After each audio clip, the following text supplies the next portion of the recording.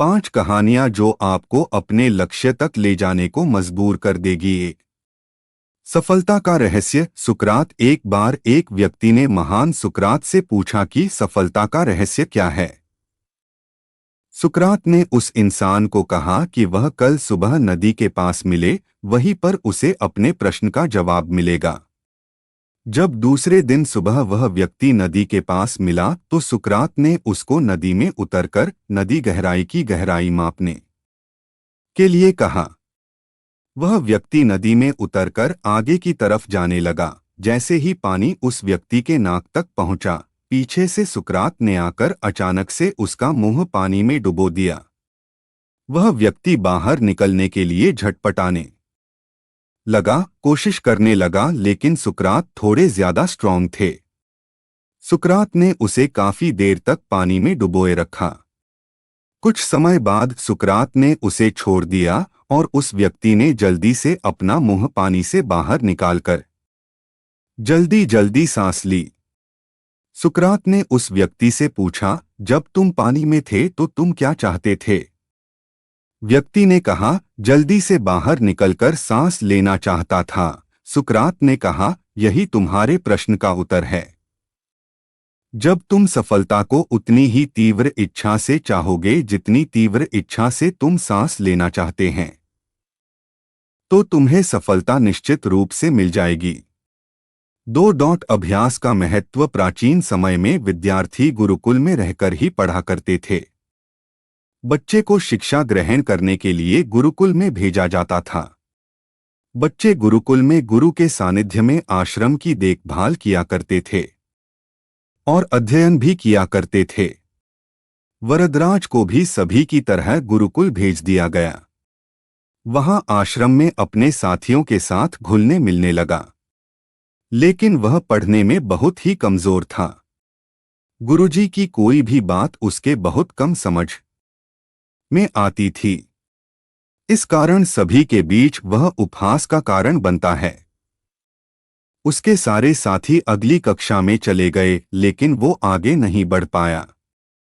गुरुजी जी ने भी आखिर हार मानकर उसे बोला, बेटा वरदराज, मैंने सारे प्रयास करके देख लिए हैं। अब यही उचित होगा कि तुम यहाँ अपना समय बर्बाद मत करो। अपने घर चले जाओ और घरवालों की काम में मदद करो। वरदराज ने भी सोचा कि शायद विद्या मेरी किस्मत में नहीं है, और भारी मन से गुरुकुल से घर के लिए निकल गया। दोपहर का समय था। रास्ते में उसे प्यास लगने लगी। इधर उधर देखने पर उसने पाया कि थोड़ी दूर पर ही कुछ महिलाएं कुएं से पानी भर रही थी। वह कुएं के पास गया। वहां पत्थरों पर रस्सी के आने जाने से निशान बने हुए थे, तो उसने महिलाओं से पूछा, यह निशान आपने कैसे बनाए? तो एक महिला ने जवाब दिया, बेटे, यह निशान हमने नहीं बनाए। यह तो पानी खींचते समय इस कोमल रस्सी के बार बार आने जाने से ठोस पत्थर पर भी ऐसे निशान बन गए हैं। वरदराज सोच में पड़ गया। उसने विचार किया कि जब एक कोमल से रस्सी के बार बार आने जाने से एक ठोस पत्थर पर गहरे निशान बन सकते हैं, तो निरंतर अभ्यास से मैं विद्या ग्रहण क्यों नहीं कर सकता। वरदराज ढेर सारे उत्साह के साथ वापस गुरुकुल आया और अथक कड़ी मेहनत की। गुरुजी ने भी खुश होकर भरपूर सहयोग किया। कुछ ही सालों बाद यही मंदबुद्धि बालक वरदराज आगे चलकर संस्कृत व्याकरण का महान विद्वान बना, जिसने लघु सिद्धांत कौमुदी, मध्य सिद्धांत कौमुदी, सार सिद्धांत कौमुदी, गीर्वाण पद्मंजरी की रचना की। 3 अभिनव बिंद्रा। जिद और जुनून ने दिलाया गोल्ड। ओलंपिक में भारत को गोल्ड मेडल मिलने से हर भारतवासी खुशी से झूम उठा। बिंद्रा की जिद और जुनून ने उन्हें इस मुकाम पर पहुंचाया है। बैंकॉक में हुए वर्ल्ड शूटिंग चैंपियनशिप में बिंद्रा की टीममेट रहीं इंटरनेशनल शूटर श्वेता चौधरी ने कहा कि बिंद्रा ने जो कहा वह कर दिखाया। श्वेता मामूली अंतर से ओलंपिक टीम में जगह बनाने में नाकाम रहीं। श्वेता ने बताया कि बिंद्रा ओलंपिक गोल्ड के लिए पिछले 4 साल से अनवरत मेहनत कर रहे थे। बिंद्रा ने जो कहा वह कर दिखाया। ऐसे बदली दुनिया। श्वेता बताती हैं कि एथेंस ओलंपिक के बाद अभिनव के व्यवहार में चेंज आया। एथेंस ओलंपिक में पदक हासिल न करने के बाद ही उन्होंने निश्चय कर लिया था कि वह अगला मौका बीजिंग ओलंपिक नहीं गंवाएंगे। एक स्मरण सुनाते हुए श्वेता ने कहा कि बैंकॉक में वर्ल्ड चैंपियनशिप के दौरान जब भारतीय टीम के अन्य शूटर शाम को शहर घूमने गए थे, बिंद्रा जिम में एक्सरसाइज कर रहे थे। शायद अभिनव को एथेंस ओलंपिक में पदक नहीं जीतने का सदमा ऐसा लगा कि उनके व्यवहार में काफी परिवर्तन आ गया। उसके बाद से वह रिजर्व रहने लगे। इसके पहले वह साथियों के बीच आकर हंसी मजाक करते थे।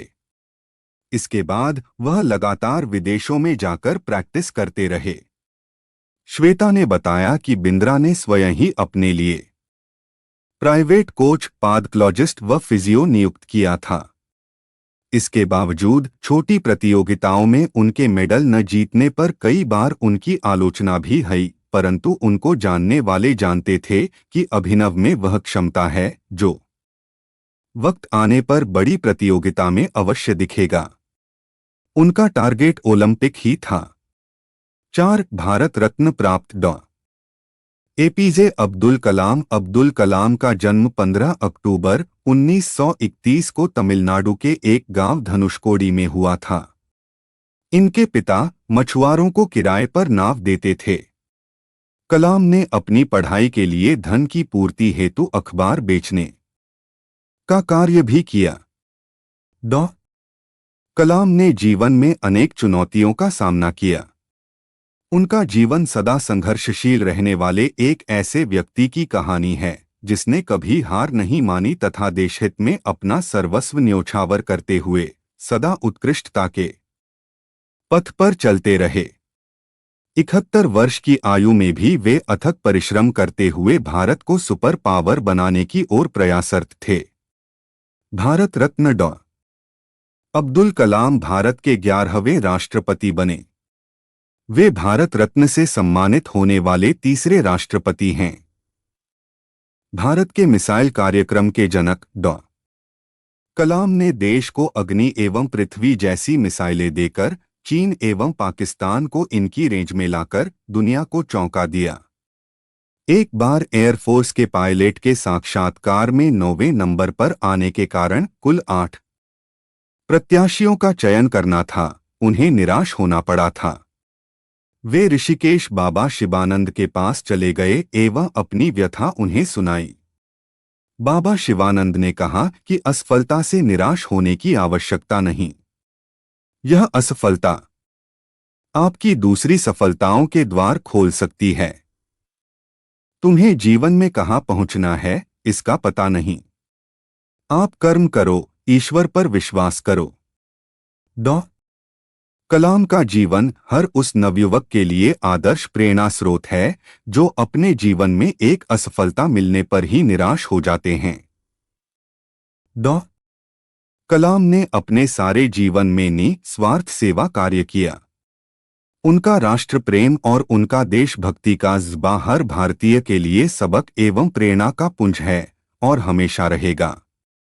5 महान गणितज्ञ रामानुजन। धुन के पक्के रामानुजन का जन्म एक गरीब परिवार में 22 दिसंबर 1887 को तमिलनाडु के इरोड कस्बे में हुआ था। उनके पिता एक साड़ी की दुकान पर क्लर्क का काम करते थे।